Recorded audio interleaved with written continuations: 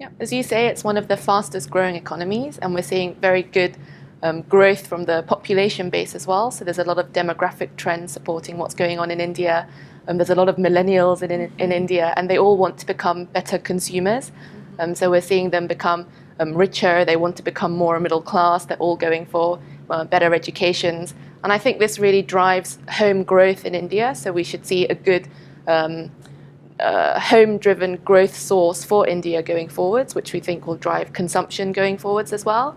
I think at the moment there's a good political environment in India as well. Prime Minister Modi has certainly done a good job in terms of getting everyone on side. So even after last year's demonetization exercise, we've seen him win some key state elections, which we believe will put him in a very good place going forwards to push through more reforms. So we should see the GST reform coming through later this year. We've had the bankruptcy reform come through already. So we're very hopeful that these will all help limit bureaucracy hurdles and make India a better place to do business going forwards. So I think the take-up of new technologies and innovation is very fast in India. So even if we look at the more traditional places, we're seeing a lot of multinational companies set up innovation hubs within India, from which they don't only create new products for the Indian market, they're actually using it as a test bed, and then they're using it in their global markets abroad. So we're certainly seeing that for the likes of Unilever, who use the R&D center in India to make products that are sold elsewhere in the world. But in terms of more sort of technological innovations, we're seeing very good sort of entrepreneurial spirit within India. We're seeing a lot of people take up e-payments as well, so they're using online wallets. And I think this is something that's going to help drive consumption going forwards as well. I think one of the big things that happened in India that's really helped this come through is that, again, Prime Minister Modi has been able to put through a biometric ID system called Aadhaar, and there's over 80% of the India population now on this biometric system, which again I think is an amazing feat for a country like India, over 1 billion people in terms of population, and they've really outdone a lot of the more developed worlds in terms of being able to put this in place and then have it up and running in such a short space of time. So I think it's a good growth economy. So even if you take a look at this year, certainly on a year-to-date basis, India has outperformed the rest of the sort of broader Asia region. So I think there's a lot of growth there. As we mentioned before, it's very much home-driven, supported by demographics within the population base in India.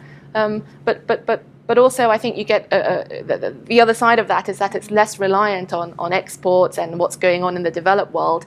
So in that sense, you get a very uncorrelated exposure to good growth from an Asian economy. And I think it's well supported for the longer term, given where politics and reforms are going, and also given the trends we spoke about before. As an active manager, obviously, I will promote active management over passive management. I think in a market like India especially, certainly Aberdeen's focus on ESG really comes into force. So there's a lot of different types of management in India, and I think you can tell just by looking at the financial system, for example, the state-owned banks, which have government ownership, they perform very differently. They work very differently, and their share prices have reacted very differently to the private banks, who have much better management in place, who have better credit lending scoring limits as well. So I think that's been very good for the private banks in terms of growth. So your ability to choose the right management team, your ability to choose the right stock that will outperform over the longer term, I think that's a real key differentiator in a market like India, where there is so many different types of promoters and so many different levels of shareholder protection in the market, that we really want to choose the stocks that we can rely on and also invest in for a much longer time period, which fits with our buy and hold process. Investing in a closed-end fund in India is beneficial to investors who don't have to worry about the flow. So I think India is quite a flowy country in the sense that it can generate a lot of inflows and outflows depending on what the headlines are that are coming out. So if you want something a little bit more stable, where you don't have to worry about what other shareholders within the fund are doing, then a closed-end fund gives you that kind of stability, given we don't issue new shares and try and meet redemptions in that way. So I think closed-end vehicles are useful for that.